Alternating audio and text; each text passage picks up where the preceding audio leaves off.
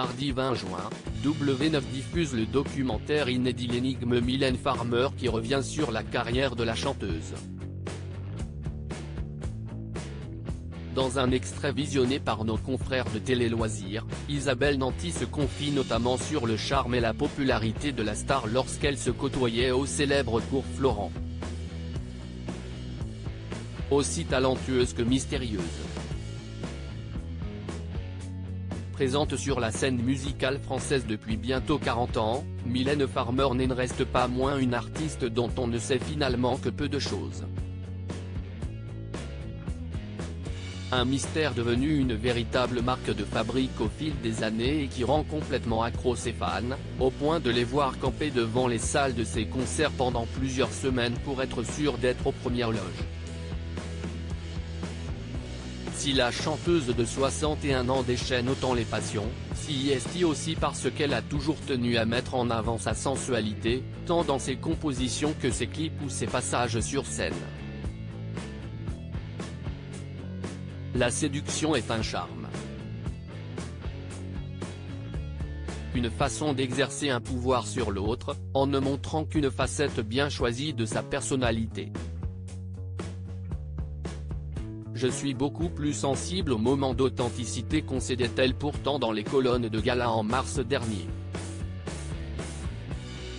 Il y avait en elle comme un trouble qui troublait les autres, un pouvoir de séduction qui ne date pourtant pas d'hier, à en croire ceux qui l'ont côtoyé durant ces jeunes années.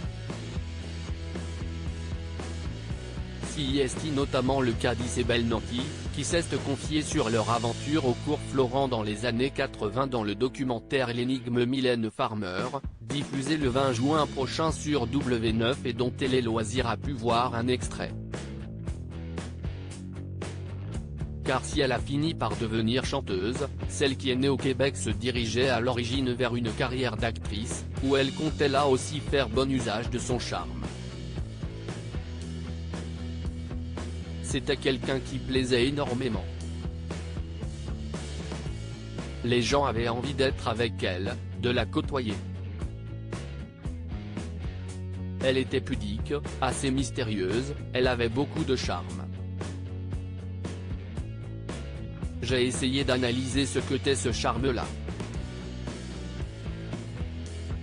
Le charme venait du fait qu'il y avait ce mélange de pudeur, de discrétion et en même temps d'humour fou.